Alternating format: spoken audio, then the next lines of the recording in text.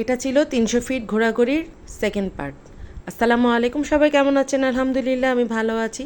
ফারহানা চলে আসলাম নতুন আরেকটি ছোট্ট ভিডিও নিয়ে। তো এটা ছিল ৩০০ ফিট গিয়েছিলাম, যে প্রথম আরেকটা ব্লগ দিয়েছি, সেটার দ্বিতীয় পার্ট ছিল। তো আমরা কিন্তু বোটে উঠে গিয়েছি, এখন বোটে একটু ঘোরাঘুরি করব। আর নদীটা ছিল খুব বড়ই ছিল, মোটামুটি ১ ঘন্টার ঘোরাফেরা ছিল আমাদের, যদিও পুরোটা তো আর ঘোরা হয় নাই, যতটুকু ১ ঘন্টার মধ্যে সময় পেয়েছি ঘুরেছি। তো এই পানিটার মধ্যে সাইডে নাকি সাপেরও কিছু ছিল, মানে সাপ বসবাস করে এরকমটাই আর কি। তো ওনারা বলছিল, মানে যে আমাদের বোটের যে লোকটা ছিল ওনাকে আমি জিজ্ঞেস করলাম এখানে কি সাপ দেখা যায় নাকি, ওনারা কি দেখেছে নাকি। তো ওই লোকটা বলল যে হ্যাঁ, এখানে সাপ আসে সন্ধ্যার পরে দেখা যায়। তো সন্ধ্যার পরে তো আর তেমন কেউ এখানে চলাফেরা করে না। আর শিয়াল চলে আসে সন্ধ্যার পরে, এখানে শিয়াল চলে আসে। তো তেমন একটা আর কি ওনারা এইভাবে রাতে আর কি ওই তেমন একটা থাকে না কেউ। তো যাই হোক, তো পানি যেহেতু এখানে থাকবে এগুলো স্বাভাবিক। আর এই তো আমরা জামাই বউ একটু শ্যুট নিচ্ছিলাম, ফটোশ্যুট করছিলাম, একটু ঢং করে ছবি তুলছিলাম। এই তো ফ্যামিলি সহ যারা যারা ছিলাম, আমার মেয়েরা, আমার ভাতিজা, আমার হাজব্যান্ড, সবাই মিলে একটু ফটোশ্যুট করছিলাম আর কি। তো এই তো এগুলোই তো স্মৃতি থাকবে আর কি।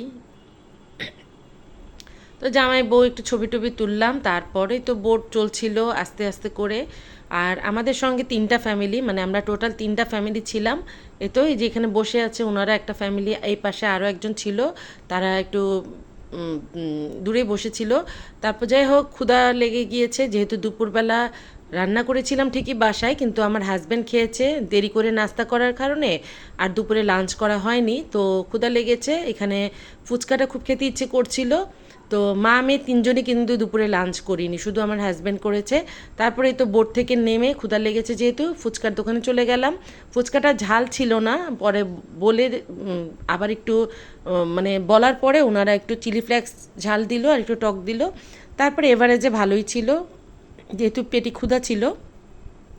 তারপর তো কিছু দূর হাঁটতে হাঁটতেই তো অন্ধকার চলে আসছে, মানে আমাদের ডিনারের সময় হয়ে গেল। তারপরেই তো ভিতরে চলে আসলাম, মানে যেখানে মেলা ওই সাইডটাতেই এখানে এই দোকানগুলো ছিল।